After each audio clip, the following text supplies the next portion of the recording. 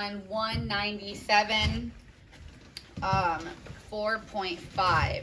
Remember in 4.4, nothing really happened. They were just planning the party, and Capulet's like, oh, we're gonna have so many people. We need 20 cooks, and it's like, I thought you said there were only gonna be 2 people, and then I thought you said there were only gonna be a half dozen. Doesn't seem like you really care about Tybalt anymore, right? And being like classy now that Tybalt is gone.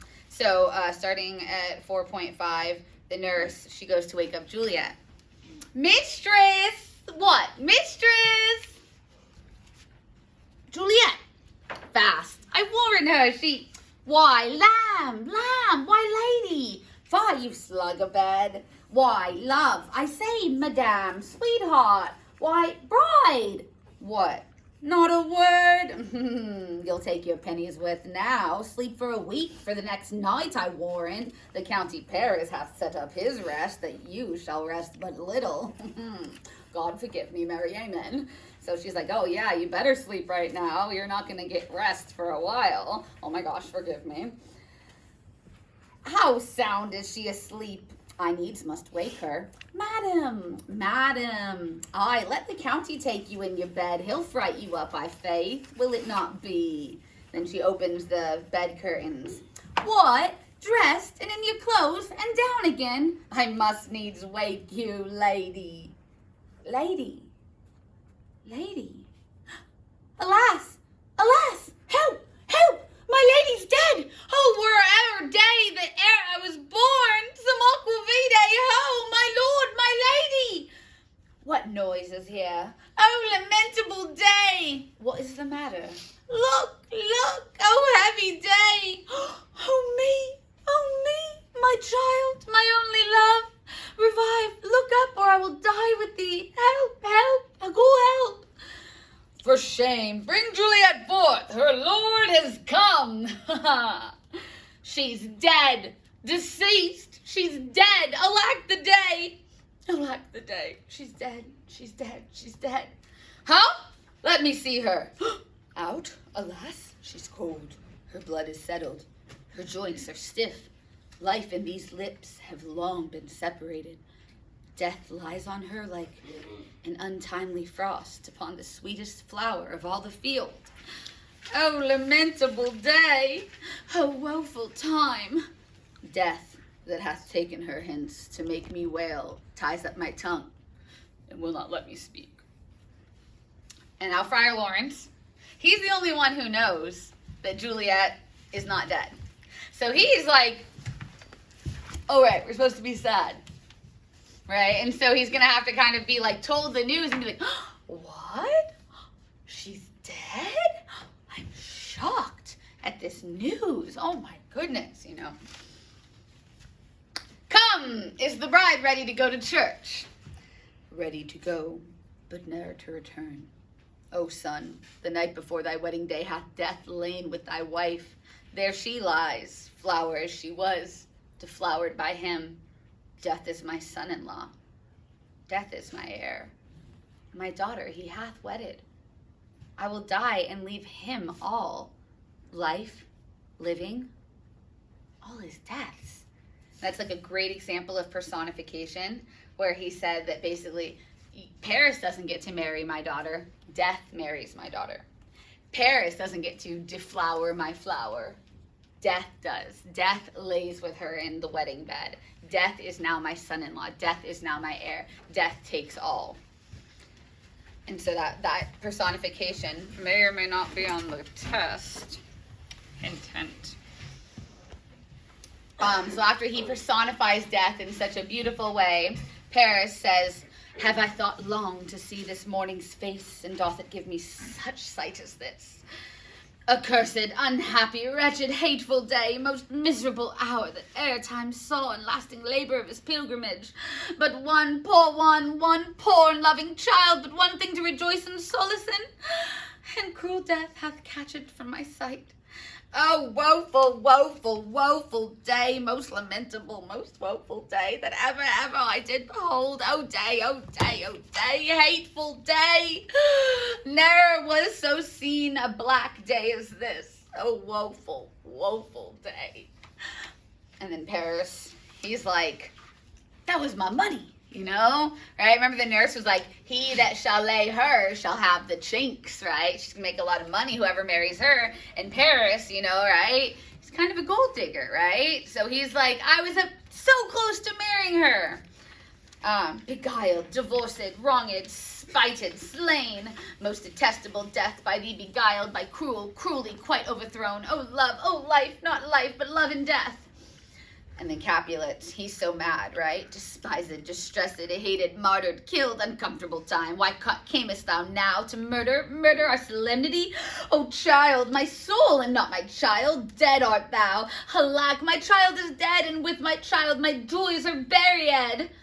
And then Friar Lawrence points out a really important contradiction. He's about to be like, hold on, wasn't your whole point to make Juliet the highest she could be? Now she's in heaven. That's as high as it is. Why is she in heaven? Is kind of your fault, right? But really, we also have to be like, well, Friar Lawrence, it's kind of your fault too, right? Hi. So can you make copies of this? Wait, Alana, don't stop recording because then I have to edit it. And I don't know how to do that. Can you put these in order and then make copies with the code? Stapled, double-sided. Thank you. That's not the right order though. I don't know what yeah. Okay, where was that? Okay. So he's gonna be like, so he's gonna kind of point out the hypocrisy of it. Peace! Ho for shame! Confusion's cure lives not in these confusions. Heaven and yourself had part in this fair maid, and now heaven hath all, and all the better is it for the maid. Your part in her you could not keep from death, but heaven keeps his part in eternal life. 'Twas the most you sought was her promotion, for 'twas your heaven she should be advanced. And weep you now, seeing she is advanced above the clouds as high as heaven itself? Oh, in this love, you love your child so ill that you run mad, seeing that she is well. She's not well married that lives married long, but she's best married that dies married young. Dry up your tears, stick your rosemary on this fair course, as is the custom, and in her best array bear her to church, for thou fond nature bids us all lament, yet nature's cheers are reason's merriment. All things that we ordained festival turn from their office to black funeral, our instruments to melancholy bells, our wedding cheer to a sad burial feast, our solemn hymns to solemn dirges change, our bridal flowers serve for a buried course, and all things change them to the contrary. Sir, go you in, and madam, go with me, go with him, and go, Sir Paris, everyone prepare to follow this fair course under her grave. The heavens do lower upon you for some ill. Move them no more by crossing their high will. He's like, the heavens already seem like they're mad at you, like they lower upon you, right? And therefore, do no more ill will by crossing them, right? Like, be your best self from now on, because it looks like you've already kind of messed up. And then another Shakespeare, trick that I feel like I've said this before, but I'll say it again. When you see things like the musicians, unless your teacher is like, we are going to be specifically analyzing the music of Shakespeare, like unless like they really want you to look at that, you can just skip the musician stuff. It's just like with the servingman stuff, when it's like first servingman, second servingman. If they don't have names, I wouldn't worry your neurons about it, because it's already hard enough to read Shakespeare. There's so much to go through, right? Focus on the characters that have names, that are mentioned. When it's the music or the servingmen, it's just sort of like every play has to have a little bit of music to it, especially back then. They would, kind of expect it to be kind of a full array of entertainment. And also they needed to remember, change sets, change costumes. So the musicians are kind of like, da, da, da, da, da, da, da. Don't look here, we're changing the sets and we're changing the costumes. So skip all that. Skip through to past all the way into, we're at Act 5. Guys, this is the last act. Oh, it's the last act of the last book that we're going to read for your last year of freshman year. Oh. So depressing, and it's about to get depressing AF. It's gonna get so depressing. Okay, so it's gonna get really cold up in here. what Romeo's about to find out is going to be really the last straw that breaks the camel's back. He's already had enough stress. He's already watched Tybalt kill Mercutio, and then he had to kill Tybalt, and now he's banished. And now all he's sort of living for is Juliet and the idea that one day they're going to be reunited. And his whole love is wrapped up in her. And remember, what was interesting who said it? Friar Lawrence. He said, you're like a soldier who is dismembered by his own defense, right? That when your gun blows up, it dismembers you, and then the thing that was supposed to protect you ends up hurting you. Same with love, right? Romeo's going to use his love. It's the last thing he can hold on to, right? It's all I have left, Juliet. So if he finds out that Juliet is dead, this isn't going to be good. Uh-oh. So he's just waking up in Mantua. It's been a good night, just chilling in exile. Probably talked to some cool horses, maybe found a nice homeless man that he could build a fire with, but, he figures he'll be reunited soon. If I may trust the flattering truth of sleep, my dreams presage some joyful news at hand. My bosom's lord sits lightly in his throne, and all this day an unaccustomed spirit lifts me above the ground with cheerful thoughts. I dreamt my lady came and found me dead. Strange dream that gives a dead man leave to think. And breathed such life with kisses in my lips that I revived and was an emperor. Ah me, how sweet is love itself possessed, when but love's shadows are so rich in joy. Ah, news from Verona. How now, Balthazar? Dost thou not bring me letters from the friar? How doth my lady? Is my father well? How doth my Juliet? That I ask again, for nothing can be ill if she be well. And she is well, and nothing can be ill.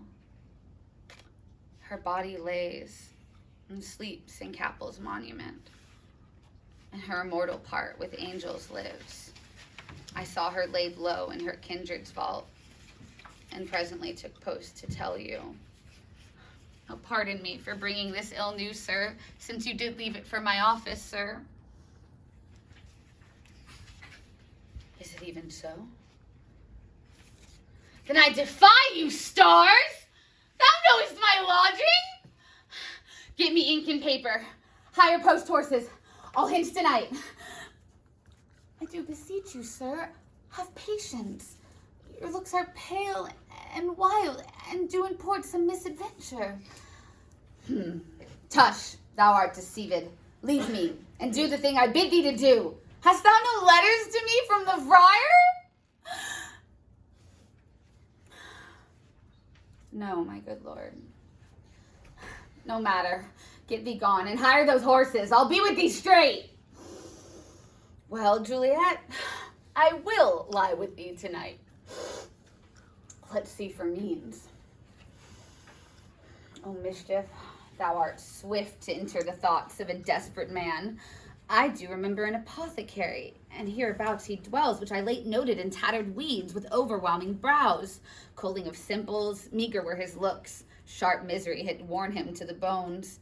And in his needy shop a tortoise hung, and alligator stuffed, and other skins of ill-shaped fishes, and about his shelf a beggarly account of empty boxes, green earthen pots, bladders, musty seeds, remnants of packthread, an old cake of roses were thinly scattered to make up a show. Noting this penury, I to myself said, and if a man did need a poison now, whose sale is present death in Mantua, here lives a caitiff wretch would sell it to him. Oh, this same thought did before run my need, as the same needy man must sell it to me. So it's again with that like suspension of disbelief, right? And I've talked about that before. It's really something you have to have with Shakespeare. You have to go, okay, sure, there's a potion that will make you fall asleep for 42 hours and wake up as if nothing happened, but everyone else will think you're dead. Sure.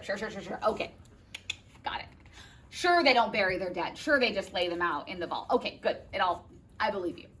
And again, now we have to go, Romeo, he finds out that Juliet's dead, and he's Oh my gosh, I will have to kill myself. Good thing on the way in, I saw an apothecary, a pharmacist. And you know what I said to myself? I said, if ever a man needed to buy a poison to kill himself, you could buy it here, in this place. And now look, I need it. How convenient.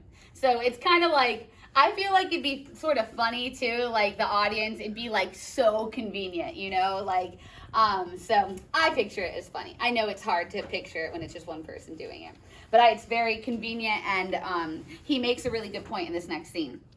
So he's, what ho, apothecary? As I remember, this should be his house. Being holiday, the beggar's shop is shut. What ho, apothecary? And the apothecary comes. Who calls so loud? Come hither, man. I see that thou art poor. And so then he gives him some money. Hold, there's 40 ducats. Let me have a dram of poison, such soon speeding gears will disperse itself through all the veins, that the life-weary taker may fall dead, and that the trunk may be discharged of breath as violently as hasty powder fire doth hurry from the fatal cannon's womb. Oh, such mortal drugs I have, but Mantua's law is death to any he that utters them. Art thou so bare and full of wretchedness, and fearest to die?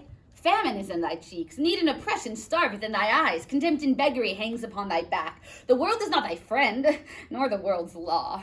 The world affords no law to make thee rich. Then be not poor, but break it, and take this. He's like, how's following the law working out for you so far, Mr. Apothecary? You're starving, famine in your cheeks, starvation in your eyes, their clothes hang off your beggarly back. You've been following the law your whole life. What's it done for you? Nothing. Break the law. Take my money. That's what will feed your family. The law's not going to feed your family. And I really like it. It's a good point, right? That he brings up. He's starting to think about how money is the root of all evil, and he starts to think about what that means for him and for society too. Maybe he's maturing. Oh, Romeo's maturing. Okay. But not enough to prevent what happens next, I guess. Art thou so bare and full of wretchedness, and fearest to die? Famine is in thy cheeks, need and oppression starveth in thy eyes, contempt and beggary hangs upon thy back. The world is not thy friend, nor the world's law. The world affords thee no law to make it thee rich, so then be not poor, but break it, and take this.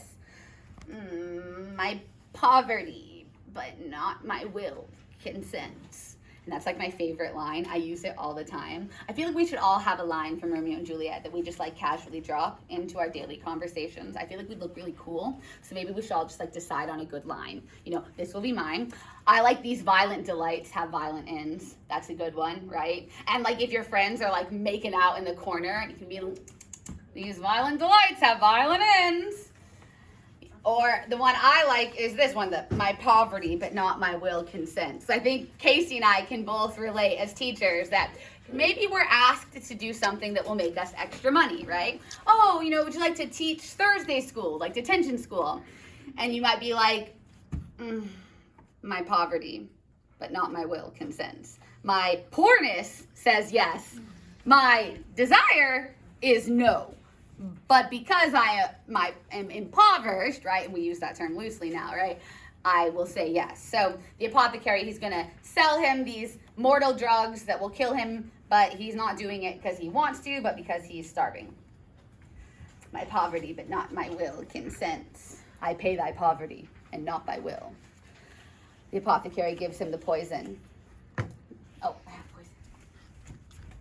I have poison. I mean. Put this thing in any liquid that you will and drink it off. And if you had the strength of 20 men, it would dispatch you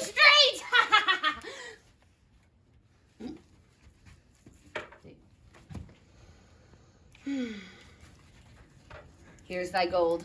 Worse poison to men's souls, doing more murder in this loathsome world than these poor compounds that thou mayest not sell. I sell thee poison, thou hast sold me none.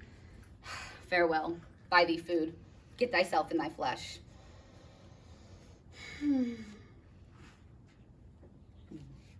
Come, cordial, and not poison. Go with me to Juliet's grave, for there I must use thee. And in scene. Okay, we're almost there, guys. One more scene, and then you get to watch the movie. And it's a short one. It's only 2 pages. Not even 2 pages. We're so close, okay?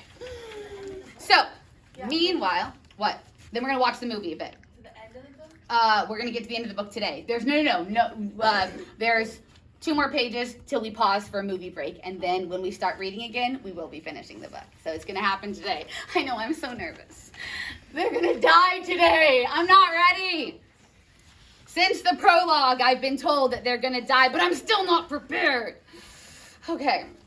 So, meanwhile, right, like in a movie, like it flashes. Meanwhile, while Romeo's just found from Balthazar, what? Juliet's dead? Balthazar should know snitches get stitches. That's my first rule of life, okay? Told that to my 3-year-old yesterday. I'll tell it to my 30-year-old in 3 decades. Snitches get stitches. So Balthazar really screwed it up here because he wasn't supposed to go tell Romeo anything.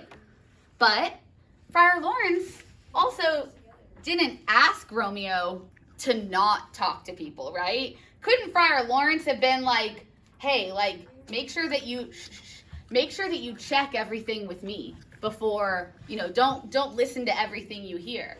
But no, Friar Lawrence just comes up with this crazy plan and it just says, well, I'm going to get a letter to Romeo and tell him of this plan so that he doesn't worry. The letter probably was like, hey, Romeo, how you doing? Okay, so you're going to hear that Juliet's dead, but don't worry, she's not dead. It's just a sleeping potion. I want you to come meet her in this Capel's monument, and we're going to rescue her, take her to Mantua, and you guys can live happily ever after. Love, Friar Lawrence, XOXO. Mwah.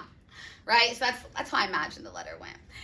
And Friar Lawrence gives that letter to someone to deliver it. It's not like you can send an email. Now, the person who he gave the letter to is back. Let's see what he has to say. I'm sure everything went exactly as planned. Holy Franciscan Friar Brother Ho! This same should be the voice of Friar John. Welcome from Mantua. What says of Romeo, or if his mind be writ, give me his letter.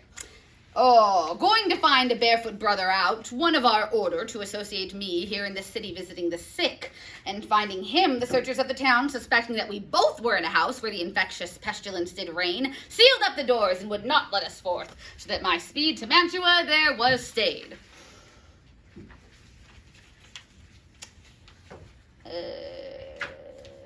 Who bore my letter then to Romeo?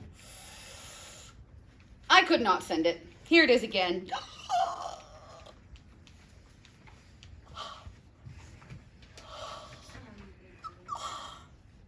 Nor could get a messenger to bring it to thee, so fearful were they of infection.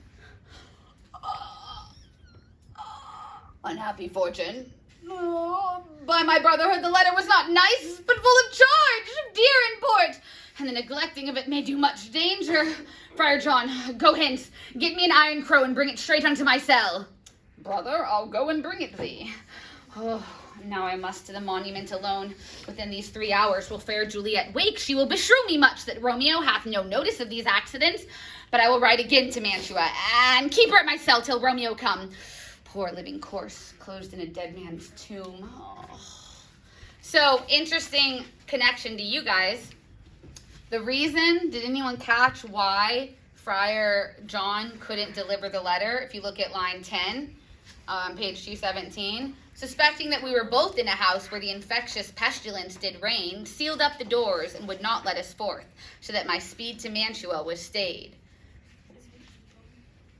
It has to do with death, yes. People thought he had the plague. Yes, very good. People thought that he had the plague because back then, remember, the bubonic plague was happening in Europe.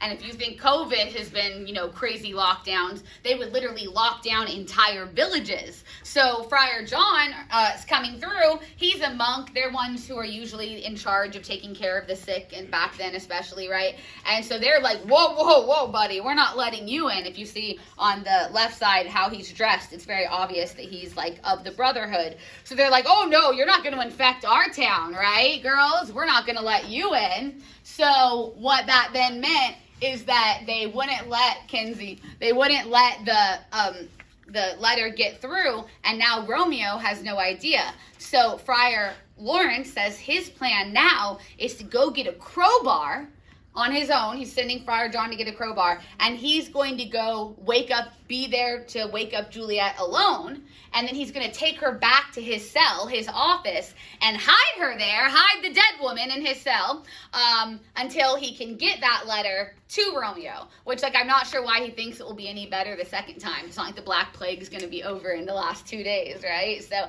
and it kind of makes me annoyed at Friar Lawrence. Like, dude, like, kind of like irresponsible, right? You're the only adult who knew everything that's going on. Maybe at some point you should have been thinking about the consequences of your actions too.